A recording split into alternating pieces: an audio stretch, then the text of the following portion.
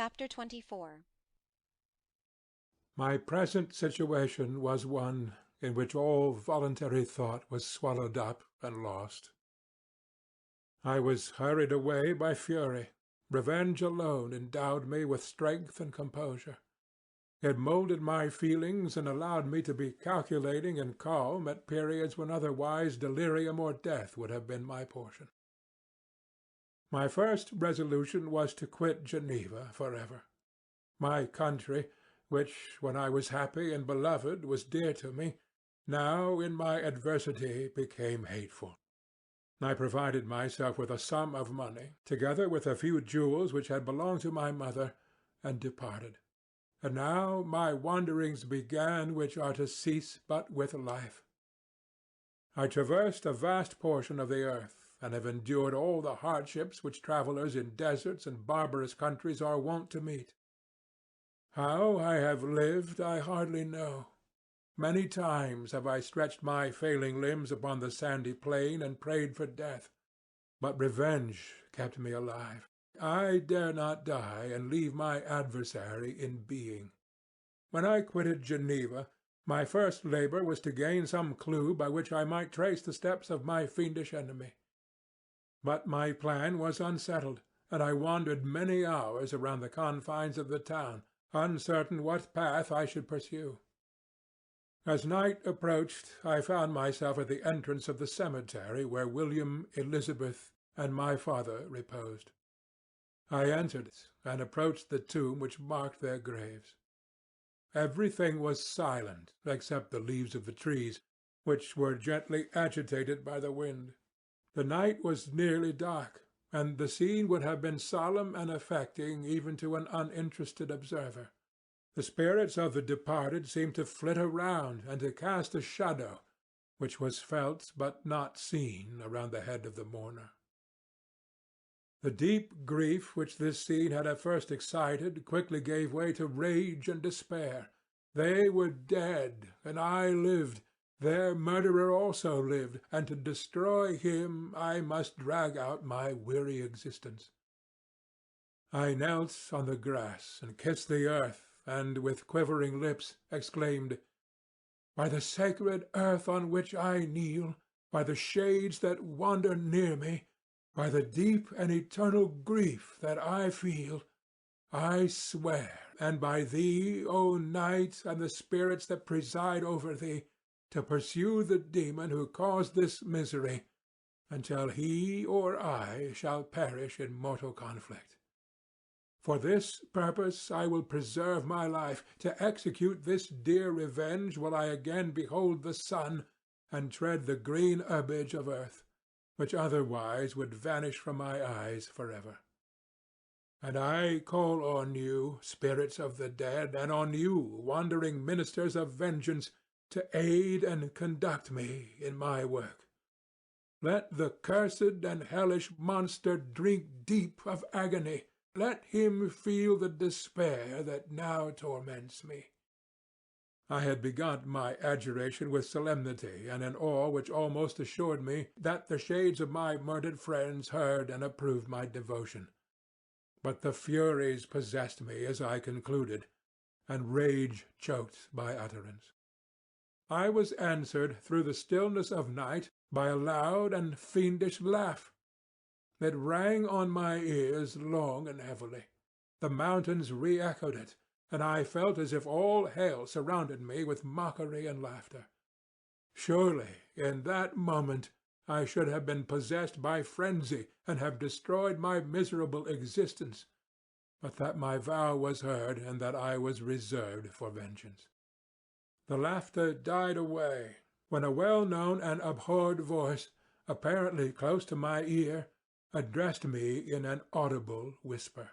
"I am satisfied, miserable wretch.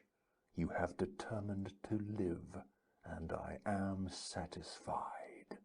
I darted towards the spot from which the sound proceeded, but the devil eluded my grasp. Suddenly the broad disk of the moon arose and shone full upon his ghastly and distorted shape as he fled with more than mortal speed. I pursued him, and for many months This has been my task. Guided by a slight clue, I followed the windings of the Rhone, but vainly. The blue Mediterranean appeared, and by a strange chance I saw the fiend enter by night and hide himself in a vessel bound for the Black Sea. I took my passage in the same ship, but he escaped, I know not how. Amidst the wiles of Tartary and Russia, although he still evaded me, I have ever followed in his track. Sometimes the peasants, scared by this horrid apparition, informed me of his path. Sometimes he himself, who feared that if I lost all trace of him I should despair and die, left some mark to guide me. The snows descended on my head, and I saw the print of his huge step on the white plain. To you first entering on life, to whom care is new and agony unknown, how can you understand what I have felt and still feel? Cold, want, and fatigue were the last pains which I was destined to endure. I was cursed by some devil, and carried about with me my eternal hell. Yet still a spirit of good followed and directed my steps, and when I most murmured, would suddenly extricate me from seemingly insurmountable difficulties. Sometimes, when nature, overcome by hunger, sank under the exhaustion, a repast was prepared for me in the desert that restored and inspirited me. The fare was indeed coarse, such as the peasants of the country ate, but I will not doubt that it was set there by the spirits that I had invoked to aid me. Often, when all was dry, the heavens cloudless, and I was parched by thirst, a slight cloud would bedim the sky, shed the few drops that revived me, and vanish. I followed, when I could, the courses of the rivers, but the demon generally avoided these, as it was here that the population of the country chiefly collected. In other places human beings were seldom seen, and I generally subsisted on the wild animals that crossed my path. I had money with me, and gained the friendship of the villagers by distributing it. Or I brought with me some food that I had killed, which, after taking a small part, I always presented to those who had provided me with fire and utensils for cooking. My life, as it passed thus, was indeed hateful to me, and it was during sleep alone that I could taste joy. Oh, blessed sleep! Often, when most miserable, I sank to repose, and my dreams lulled me even to rapture. The spirits that guarded me had provided these moments, or rather hours, of happiness, that I might retain strength to fulfill my pilgrimage. Deprived of this respite, I should have sunk under my hardships. During the day I was sustained and inspirited by the hope of night, for in sleep I saw my friends, my wife, and my beloved country. Again I saw the benevolent countenance of my father, heard the silver tones of my Elizabeth's voice, and beheld Clerval enjoying health and youth. Often, when wearied by a toilsome march, I persuaded myself that I was dreaming until night should come, and that I should then enjoy reality in the arms of my dearest friends. What agonizing fondness did I feel for them! How did I cling to their dear forms, as sometimes they haunted even my waking hours, and persuade myself that they still lived! At such moments vengeance that burned within me died in my heart, and I pursued my path towards the destruction of the demon more as a task enjoined by heaven, as the mechanical impulse of some power of which I was unconscious, than as the ardent desire of my soul. What his feelings were whom I pursued I cannot know. Sometimes, indeed, he left marks in writing on the barks of the trees or cut in stone that guided me and instigated my fury. My reign is not yet over. These words were legible in one of these inscriptions. You live, and my power is complete. Follow me. I seek the everlasting ices of the north, where you will feel the misery of cold and frost, to which I am impassive. You will find near this place, if you follow not too tardily, a dead hare. Eat and be refreshed. Come on, my enemy. We have yet to wrestle for our lives, but many hard and miserable hours must you endure until that period shall arrive. Scoffing devil! Again do I vow vengeance, again do I devote thee, miserable fiend, to torture and death. Never will I give up my search until he or I perish, and then with what ecstasy shall I join my Elizabeth and my departed friends, who even now prepare for me the reward of my tedious toil and horrible pilgrimage. As I still pursued my journey to the northward, the snows thickened, and the cold increased in a degree almost too severe to support. The peasants were shut up in their hovels, and only a few of the most hardy ventured forth to seize the animals whom starvation had forced from their hiding-places to seek for prey. The rivers were covered with ice, and no fish could be procured.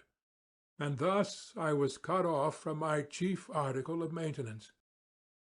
The triumph of my enemy increased with the difficulty of my labours.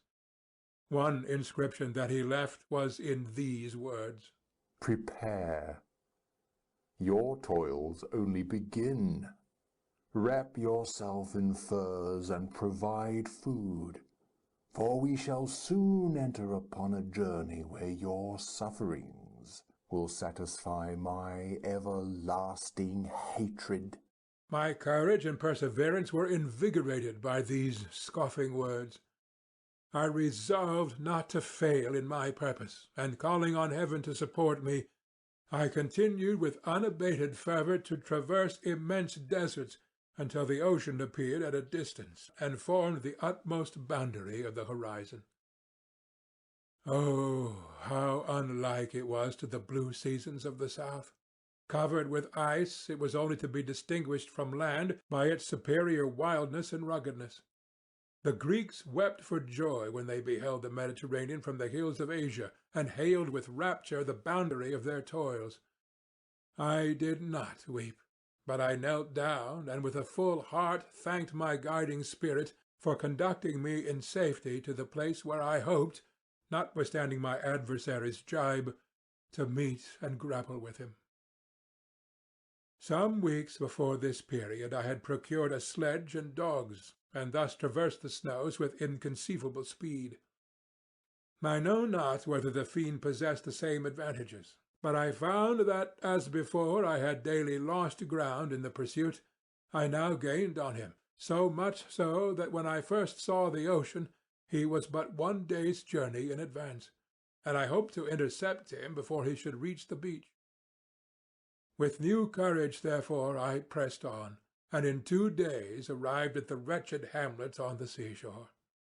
I inquired of the inhabitants concerning the fiend, and gained accurate information. A gigantic monster, they said, had arrived the night before, armed with a gun and many pistols, putting to flight the inhabitants of a solitary cottage through fear of his terrific appearance. He had carried off their store of winter food, and placing it in a sledge, to draw which he had seized on a numerous drove of trained dogs, he had harnessed them, and the same night, to the joy of the horror-struck villagers, had pursued his journey across the sea in a direction that led to no land.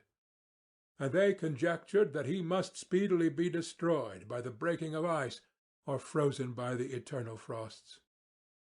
On hearing this information, I suffered a temporary access of despair. He had escaped me, and I must commence a destructive and almost endless journey across the mountainous ices of the ocean, amidst cold that few of the inhabitants could long endure, and which I, the native of a genial and sunny climate, could not hope to survive. Yet at the idea that the fiend should live and be triumphant, my rage and vengeance returned, and like a mighty tide overwhelmed every other feeling. After a slight repose, during which the spirits of the dead hovered round and instigated me to toil and revenge, I prepared for my journey. I exchanged my land sledge for one fashioned for the inequalities of the frozen ocean, and, purchasing a plentiful stock of provisions, I departed from land. I cannot guess how many days have passed since then, but I have endured misery which nothing but the eternal sentiment of a just retribution burning within my heart could have enabled me to support. Immense and rugged mountains of ice often barred up my passage, and I often heard the thunder of the ground sea, which threatened my destruction. But again the frost came and made the paths of the sea secure.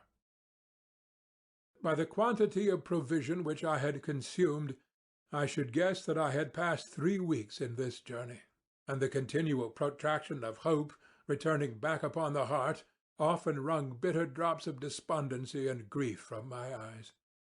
Despair had indeed almost secured her prey, and I should soon have sunk beneath this misery. Once, after the poor animals that conveyed me had with incredible toil gained the summit of a sloping ice mountain, and one, sinking under his fatigue, died, I viewed the expanse before me with anguish, when suddenly my eye caught a dark speck upon the dusky plain. I strained my sight to discover what it could be, and uttered a wild cry of ecstasy when I distinguished a sledge and the distorted proportions of a well-known form within. Oh, with what a burning gush did hope revisit my heart! Warm tears filled my eyes, which I hastily wiped away, that they might not intercept the view I had of the demon. But still my sight was dimmed by the burning drops, until, giving way to the emotion that oppressed me, I wept aloud. But this was not the time for delay. I disencumbered the dogs of their dead companion, gave them a plentiful portion of food, and after an hour's rest, which was absolutely necessary, and yet which was bitterly irksome to me, I continued my route. The sledge was still visible, nor did I again lose sight of it except at the moments when for a short time some ice rock concealed it with its intervening crags. I indeed perceptibly gained on it, and when, after 2 days' journey, I beheld my enemy at no more than a mile distant, my heart bounded within me. But now, when I appeared almost within grasp of my foe, my hopes were suddenly extinguished, and I lost all trace of him more utterly than I had ever done before. A ground sea was heard. The thunder of its progress, as the waters rolled and swelled beneath me, became every moment more ominous and terrific. I pressed on, but in vain. The wind arose, the sea roared, and as with the mighty shock of an earthquake, it split and cracked with a tremendous and overwhelming sound. The work was soon finished. In a few minutes a tumultuous sea rolled between me and my enemy, and I was left drifting on a scattered piece of ice that was continually lessening and thus preparing for me a hideous death. In this manner many appalling hours passed. Several of my dogs died, and I myself was about to sink under the accumulation of distress, when I saw your vessel riding at anchor and holding forth to me hopes of succor and life. I had no conception that vessels ever came so far north, and was astounded at the sight. I quickly destroyed part of my sledge to construct oars, and by these means was enabled, with infinite fatigue, to move my ice raft in the direction of your ship. I had determined, if you were going southwards, still to trust myself to the mercy of the seas rather than abandon my purpose. I hoped to induce you to grant me a boat with which I could pursue my enemy. But your direction was northwards. You took me on board when my vigor was exhausted, and I should soon have sunk under my multiplied hardships into a death which I still dread, for my task is unfulfilled. Oh, when will my guiding spirit, in conducting me to the demon, allow me the rest I so much desire. Or must I die, and he yet live? If I do, swear to me, Walton, that he shall not escape, that you will seek him and satisfy my vengeance in his death. And do I dare to ask of you to undertake my pilgrimage, to endure the hardships that I have undergone? No, I am not so selfish. Yet when I am dead, if he should appear, if the ministers of vengeance should conduct him to you, swear that he shall not live, swear that he shall not triumph over my accumulated woes and survive to add to the list of his dark crimes. He is eloquent and persuasive, and once his words had even power over my heart. But trust him not. His soul is as hellish as his form, full of treachery and fiend-like malice. Hear him not. Call on the names of William, Justine, Clerval, Elizabeth, my father, and of the wretched Victor, and thrust your sword into his heart. I will hover near and direct the steel aright. August 26th. In an undisclosed year in the 18th century. You have read this strange and terrific story, Margaret, and do you not feel your blood congeal with horror, like that which even now curdles mine? Sometimes, seized with sudden agony, he would not continue his tale. At others, his voice broken yet piercing, uttered with difficulty the words so replete with anguish. His fine and lovely eyes were now lighted up with indignation, now subdued to downcast sorrow and quenched in infinite wretchedness. Sometimes he commanded his countenance and tones and related the most horrible incidents with a tranquil voice, suppressing every mark of agitation. Then, like a volcano bursting forth, his face would suddenly change to an expression of the wildest rage, as he shrieked out imprecations on his persecutor. His tale is connected and told with an appearance of the simplest truth, yet I own to you that the letters of Felix and Safie, which he showed me, and the apparition of the monster seen from our ship, brought to me greater conviction of the truth of his narrative than his asseverations, however earnest and connected. Such a monster has, then, really existed. I cannot doubt it, yet I am lost in surprise and admiration. Sometimes I endeavored to gain from Frankenstein the particulars of his creature's formation, but on this point he was impenetrable. "Are you mad, my friend?" said he. "Or whither does your senseless curiosity lead you? Would you also create for yourself and the world a demoniacal enemy? Peace, peace! Learn my miseries, and do not seek to increase your own." Frankenstein discovered that I made notes concerning his history. He asked to see them, and then himself corrected and augmented them in many places, but principally in giving the life and spirit to the conversations he held with his enemy. "Since you have preserved my narration," said he, "I would not that a mutilated one should go down to posterity." Thus has a week passed away, while I have listened to the strangest tale that ever imagination formed. My thoughts and every feeling of my soul have been drunk up by the interest for my guest which this tale and his ever elevated and gentle manners have created.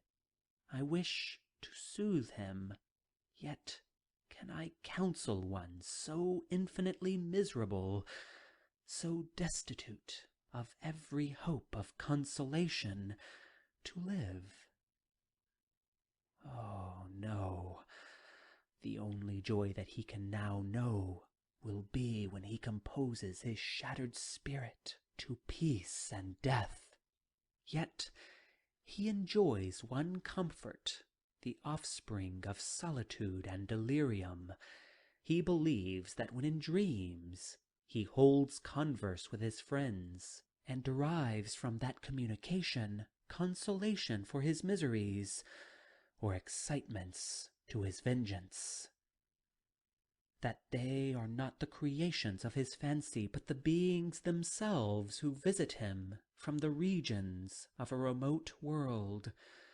This faith gives a solemnity to his reveries that render them to me almost as imposing and interesting as truth.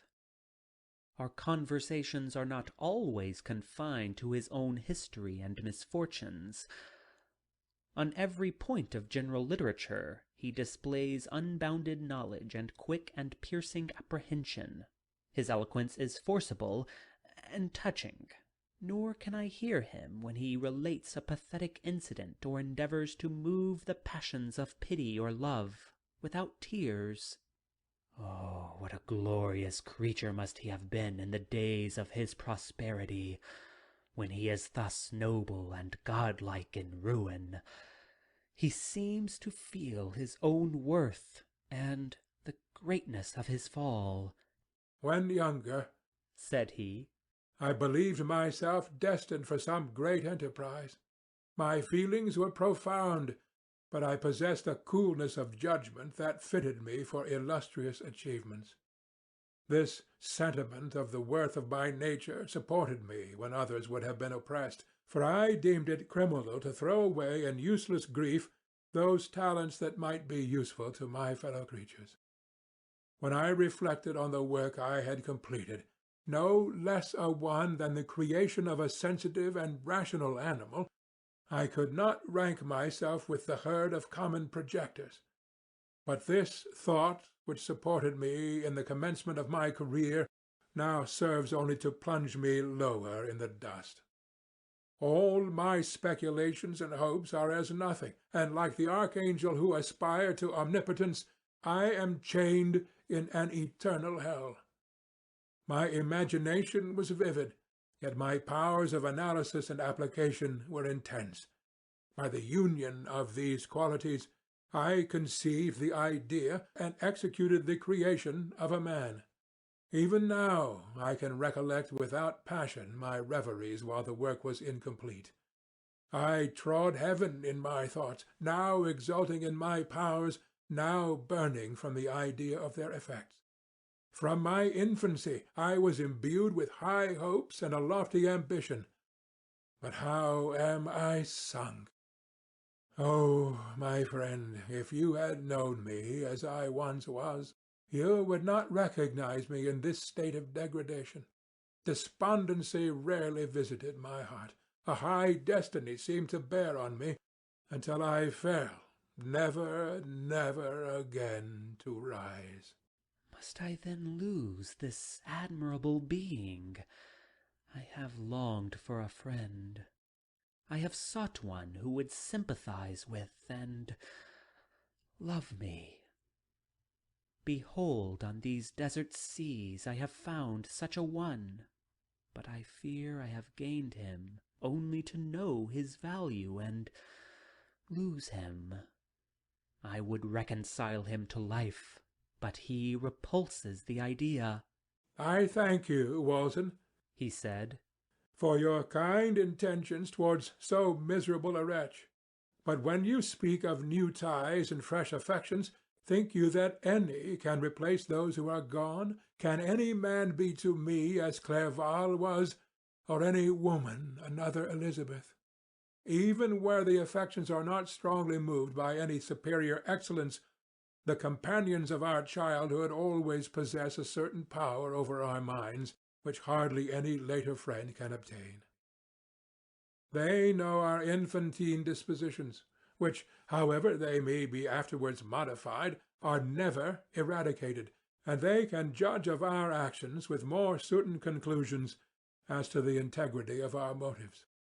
A sister or a brother can never, unless indeed such symptoms have been shown early, suspect the other of fraud or false dealing, when another friend, however strongly he may be attached, may, in spite of himself, be contemplated with suspicion. But I enjoyed friends dear not only through habit and association, but from their own merits, and wherever I am, the soothing voice of my Elizabeth and the conversation of Clerval will be ever whispered in my ear. They are dead, and but one feeling in such a solitude can persuade me to preserve my life. If I were engaged in any high undertaking or design fraught with extensive utility to my fellow creatures, then could I live to fulfill it. But such is not my destiny. I must pursue and destroy the being to whom I gave existence. Then my lot on earth will be fulfilled, and I may die. September 2nd. My beloved sister, I write to you encompassed by peril and ignorant whether I am ever doomed to see again dear England and the dearer friends that inhabit it. I am surrounded by mountains of ice which admit of no escape, and threaten every moment to crush my vessel. The brave fellows whom I have persuaded to be my companions look towards me for aid, but I have none to bestow. There is something terribly appalling in our situation, yet my courage and hopes do not desert me. Yet it is terrible to reflect that the lives of all these men are endangered through me. If we are lost, my mad schemes are the cause. And what, Margaret, will be the state of your mind? You will not hear of my destruction, and you will anxiously await my return. Years will pass, and you will have visitings of despair, and yet be tortured by hope. Oh, my beloved sister, the sickening failing of your heartfelt expectations is in prospect, more terrible to me than my own death. But you have a husband and lovely children. You may be happy. Heaven bless you, and make you so. My unfortunate guest regards me with the tenderest compassion. He endeavors to fill me with hope, and talks as if life were a possession which he valued. He reminds me how often the same accidents have happened to other navigators who have attempted this sea, and in spite of myself, he fills me with cheerful auguries. Even the sailors feel the power of his eloquence. When he speaks, they no longer despair.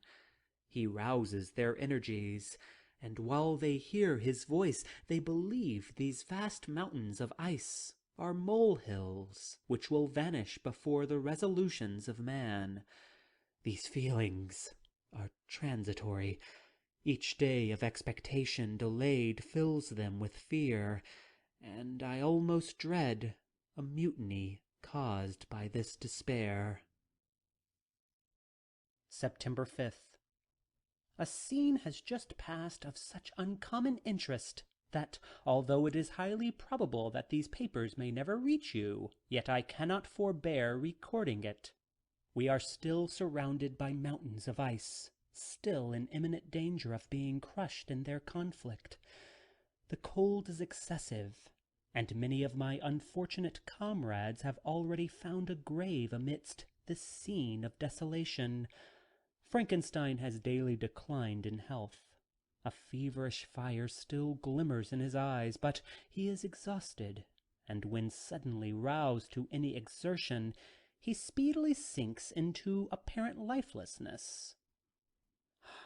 I mentioned in my last letter the fears I entertained of a mutiny.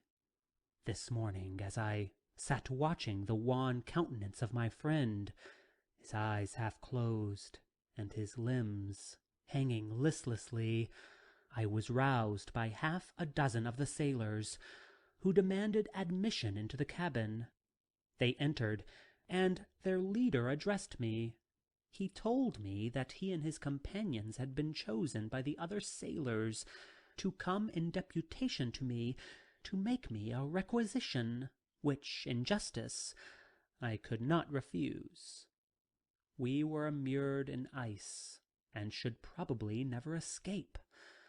But they feared that, if, as was possible, the ice should dissipate and a free passage be opened, I should be rash enough to continue my voyage, and lead them into fresh dangers, after they might happily have surmounted this. They insisted, therefore, that I should engage with a solemn promise that if the vessel should be freed, I would instantly direct my course southwards. This speech troubled me. I had not despaired, nor had I yet conceived the idea of returning if set free. Yet could I in justice, or even in possibility, refuse this demand? I hesitated before I answered, but Frankenstein, who had at first been silent, and indeed appeared hardly to have force enough to attend, now roused himself.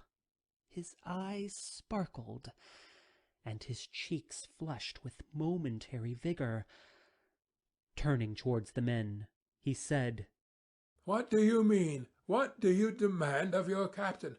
Are you then so easily turned from your design? Did you not call this a glorious expedition? And wherefore was it glorious? Not because the way was smooth and placid as a southern sea, but because it was full of dangers and terror, because at every new incident your fortitude was to be called forth and your courage exhibited, because danger and death surrounded it, and these you were to brave and overcome. For this was it a glorious, for this was it an honorable undertaking. You were hereafter to be hailed as the benefactors of your species, your names adored as belonging to brave men who encountered death for honor and the benefit of mankind. And now, behold, with the first imagination of danger, or, if you will, the first mighty and terrific trial of your courage, you shrink away and are content to be handed down as men who had not strength enough to endure cold and peril. And so, poor souls, they were chilly and returned to their warm firesides. Why, that requires not this preparation. Ye need not have come thus far and dragged your captain to the shame of a defeat merely to prove yourselves cowards. Oh, be men, and be more than men. Be steady to your purposes and firm as a rock. This ice is not made of such stuff as your hearts may be. It is mutable and cannot withstand you if you say that it shall not. Do not return to your families with the stigma of disgrace marked on your brows. Return as heroes who have fought and conquered, and who know not what it is to turn their backs on the foe." He spoke this with a voice so modulated to the different feelings expressed in his speech, with an eye so full of lofty design and heroism, that can you wonder that these men were moved? They looked at one another and were unable to reply. I spoke. I told them to retire and consider of what had been said, that I would not lead them farther north if they strenuously desired the contrary, but that I hoped that, with reflection, their courage would return. They retired, and I turned towards my friend, but he had sunk in languor, and almost deprived of life. How all this will terminate, I know not. But I had rather die than return shamefully, my purpose unfulfilled. Yet I fear such will be my fate.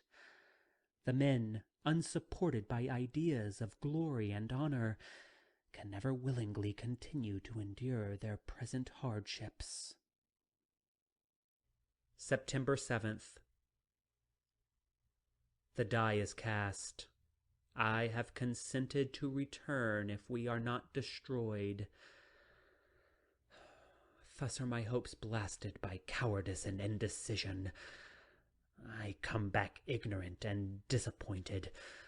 It requires more philosophy than I possess to bear this injustice with patience. September 12th. It is past. I am returning to England. I have lost my hopes of utility and glory. I have lost my friend. But I will endeavor to detail these bitter circumstances to you, my dear sister, and while I have wafted towards England and towards you, I will not despond. September 9th.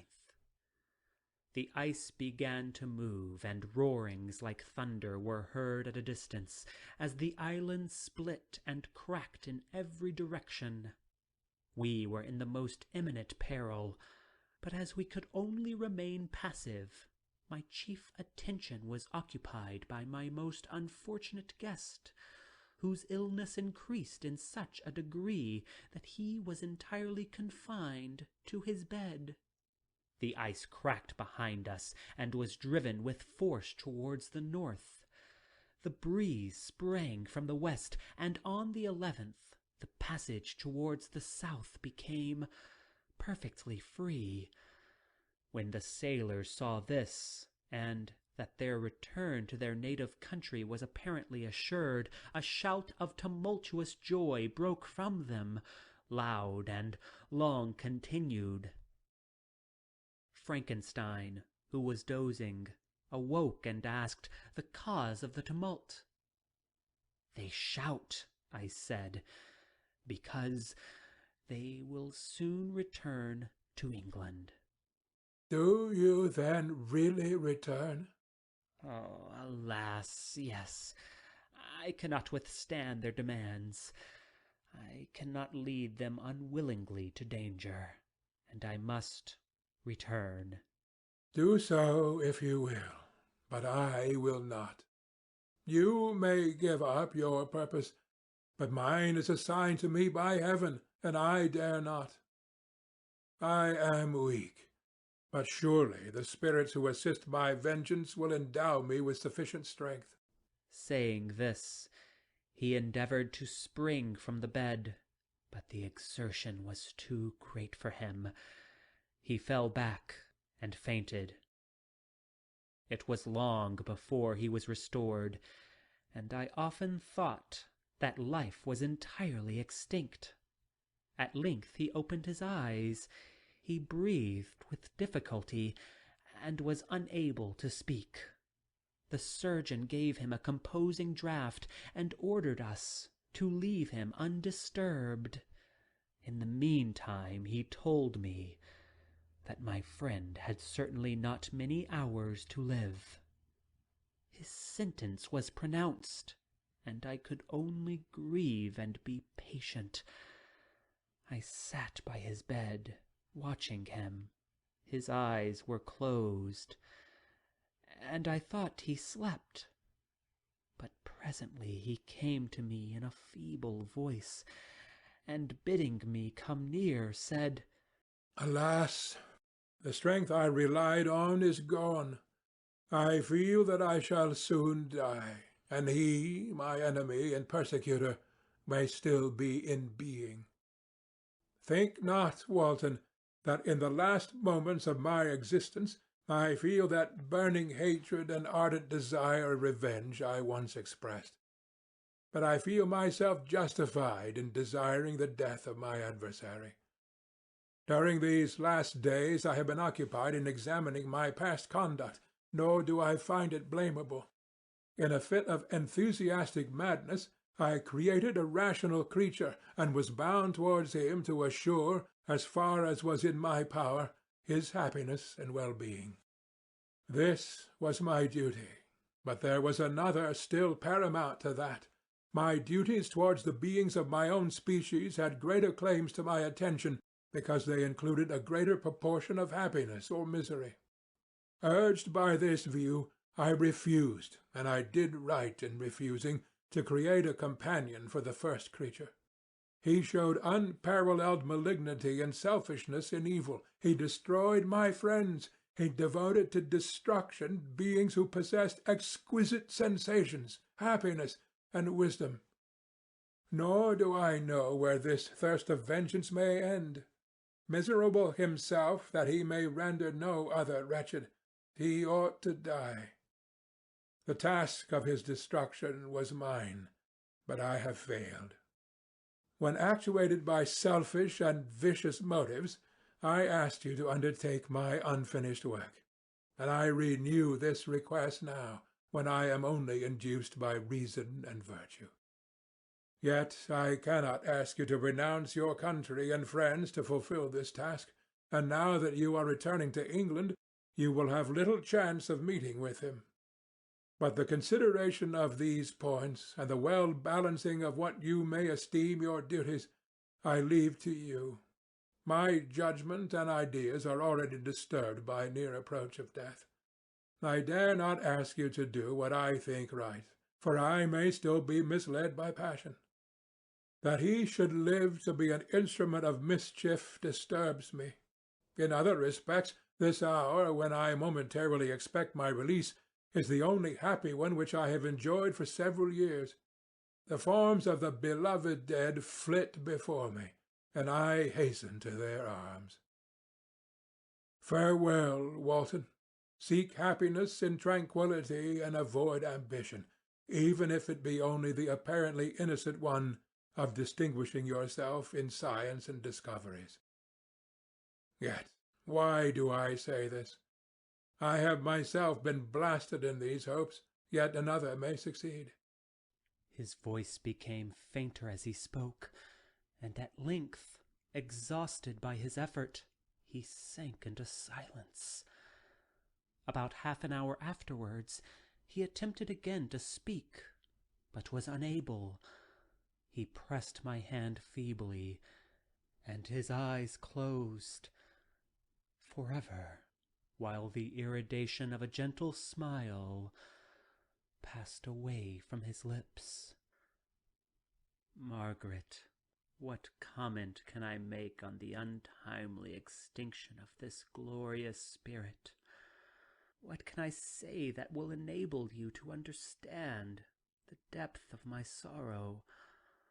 All that I should express would be inadequate and feeble. My tears flow. My mind is overshadowed by a cloud of disappointment. But I journey towards England, and I may there find consolation. I am interrupted. What do these sounds portend? It is midnight.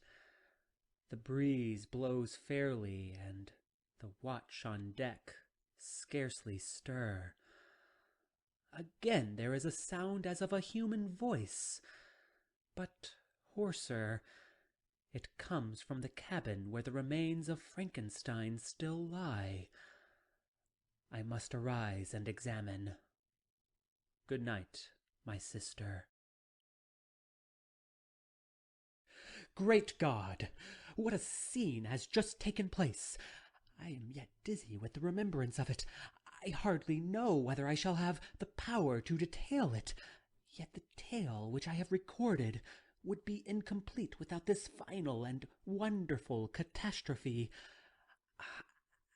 I entered the cabin, where lay the remains of my ill-fated and admirable friend.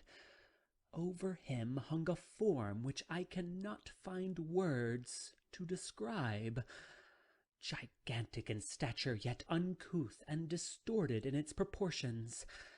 As he hung over the coffin, his face was concealed by long locks of ragged hair, but one vast hand was extended, in color and apparent texture, like that of a mummy.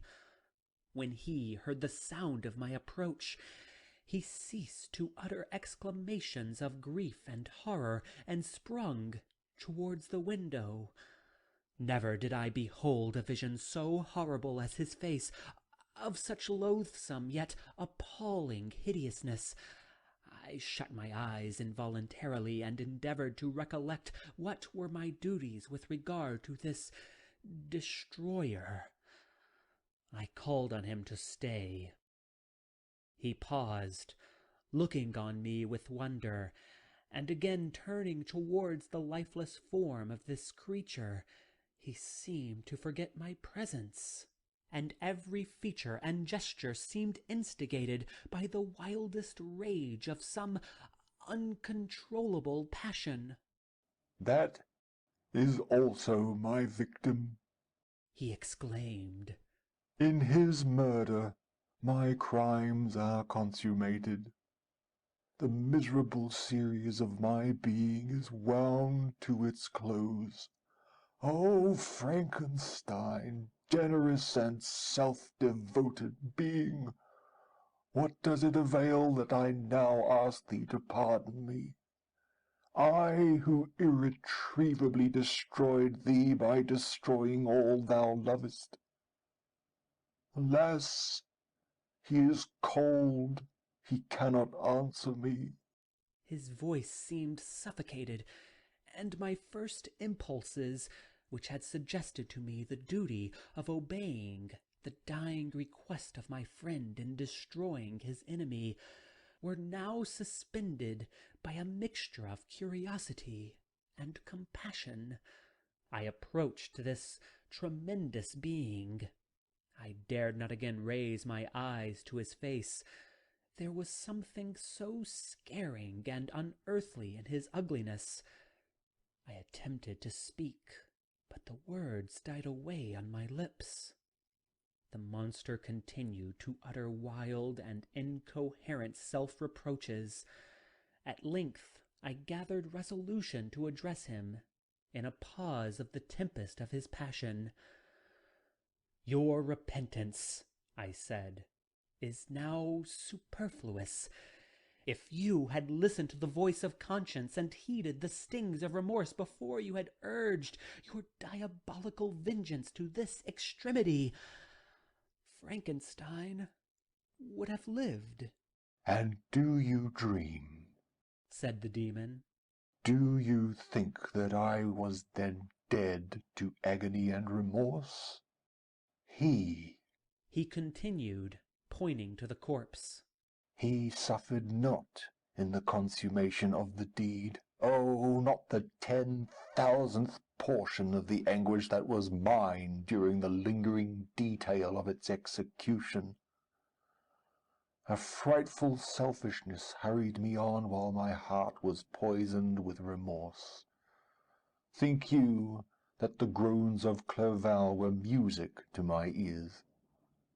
My heart was fashioned to be susceptible of love and sympathy, and when wrenched by misery to vice and hatred, it did not endure the violence of the change without torture such as you cannot even imagine. After the murder of Clerval, I returned to Switzerland, heartbroken and overcome. I pitied Frankenstein. My pity amounted to horror. I abhorred myself. But when I discovered that he, the author at once of my existence and of its unspeakable torments, dared to hope for happiness, that while he accumulated wretchedness and despair upon me, he sought his own enjoyment in feelings and passions, from the indulgence of which I was forever barred, then impotent envy and bitter indignation filled me with an insatiable thirst for vengeance. I recollected my threat, and resolved that it should be accomplished. I knew that I was preparing for myself a deadly torture, but I was the slave, not the master, of an impulse which I detested, yet could not disobey. Yet when she died, nay, then I was not miserable. I had cast off all feeling, subdued all anguish, to riot in the excess of my despair. Evil thenceforth became my good. Urged thus far, I had no choice but to adapt my nature to an element which I had willingly chosen.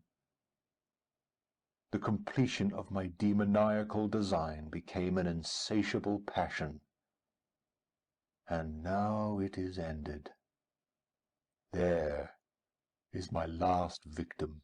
I was at first touched by the expressions of his misery, yet when I called to mind what Frankenstein had said of his powers of eloquence and persuasion, and when I again cast my eyes on the lifeless form of my friend, indignation was rekindled within me.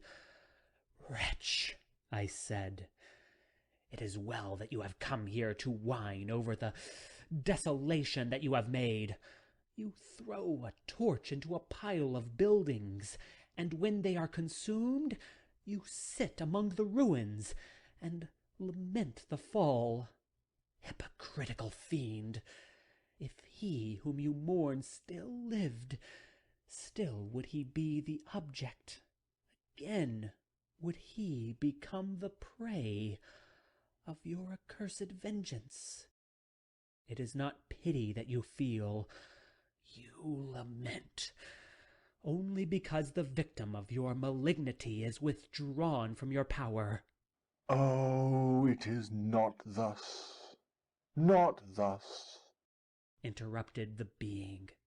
Yet such must be the impression conveyed to you by what appears to be the purport of my actions. Yet I seek not a fellow feeling in my misery. No sympathy may I ever find. When I first sought it, it was the love of virtue, the feelings of happiness and affection, with which my whole being overflowed, that I wished to be participated. But now that virtue has become to me a shadow, and that happiness and affection are turned into bitter and loathing despair, in what should I seek for sympathy? I am content to suffer alone while my sufferings shall endure. When I die, I am well satisfied that abhorrence and opprobrium should load my memory. Once my fancy was soothed with dreams of virtue, of fame, and of enjoyment. Once I falsely hoped to meet with beings who, pardoning my outward form, would love me for the excellent qualities which I was capable of unfolding. I was nourished with high thoughts of honour and devotion. But now crime has degraded me beneath the meanest animal. No guilt, no mischief, no malignity, no misery can be found comparable to mine. When I run over the frightful catalogue of my sins, I cannot believe that I am the same creature whose thoughts were once filled with sublime and transcendent visions of the beauty and the majesty of goodness. But it is even so. The fallen angel becomes a malignant devil. Yet even that enemy of God and man had friends and associates in his desolation. I am alone.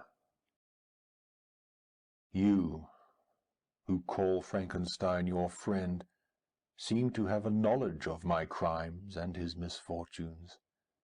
But in the detail which he gave you of them, he could not sum up the hours and months of misery which I endured, wasting in impotent passions. For while I destroyed his hopes, I did not satisfy my own desires. They were forever ardent and clinging. Still I desired love and friendship, and I was still spurned. Was there no injustice in this?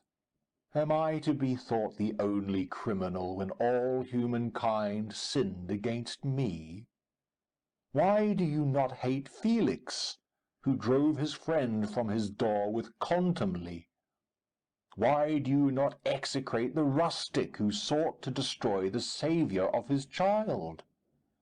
Nay, these are virtuous and immaculate beings. I, the miserable and the abandoned, am an abortion, to be spurned at, and kicked, and trampled on. Even now my blood boils at the recollection of this injustice. But it is true that I am a wretch.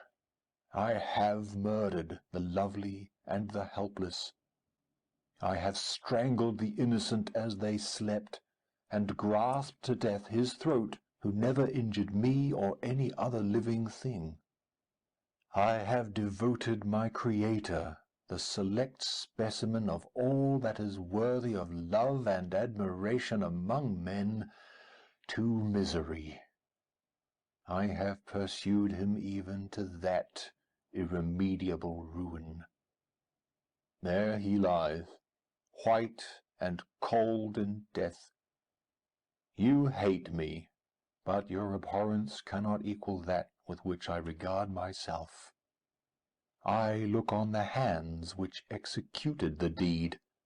I think on the heart in which the imagination of it was conceived, and long for the moment when these hands will meet my eyes, when that imagination will haunt my thoughts no more.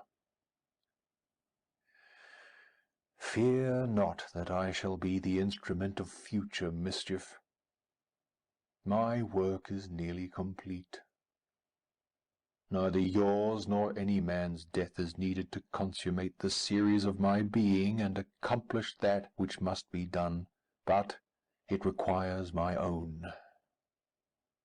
And do not think that I shall be slow to perform this sacrifice. I shall quit your vessel on the ice raft which brought me thither, and shall seek the most northern extremity of the globe. I shall collect my funeral pile, and consume to ashes this miserable frame, that its remains may afford no light to any curious and unhallowed wretch who would create such another as I have been. I shall die. I shall no longer feel the agonies which now consume me, or be the prey of feelings unsatisfied yet unquenched. He is dead who called me into being, and when I shall be no more, the very remembrance of us both will speedily vanish. I shall no longer see the sun or stars, or feel the winds play on my cheeks. Light, feeling, and sense will pass away, and in this condition must I find my happiness. Some years ago, when the images which this world affords first opened upon me, when I felt the cheering warmth of summer, and heard the rustling of the leaves and the warbling of the birds, and these were all to me, I should have wept to die. Now it is my only consolation. Polluted by crimes, and torn by the bitterest remorse, where can I find rest but in death? Farewell. I leave you, and in you the last of humankind whom these eyes will ever behold. Farewell, Frankenstein. If thou wert yet alive, and yet cherished a desire of revenge against me, it would be better satiated in my life than in my destruction. But it was not so. Thou didst seek my extinction that I might not cause greater wretchedness. And if yet, in some mode unknown to me, thou hadst not ceased to think and feel, thou wouldst not desire against me a vengeance greater than that which I feel. Blasted as thou wert, my agony was still superior to thine. for the bitter sting of remorse will not cease to rankle in my wounds until death shall close them forever. But soon, he cried with sad and solemn enthusiasm, I shall die, and what I now feel be no longer felt. Soon these burning miseries will be extinct. I shall ascend my funeral pile triumphantly and exult in the agony of the torturing flames. The light of that conflagration will fade away. My ashes will be swept into the sea by the winds. My spirit will sleep in peace, or if it thinks, it will not surely think thus. Farewell. He sprang from the cabin window as he said this, upon the ice raft which lay close to the vessel. He was soon borne away by the waves, and lost in darkness and distance. End of section 26. End of Frankenstein, or the Modern Prometheus, by Mary Shelley.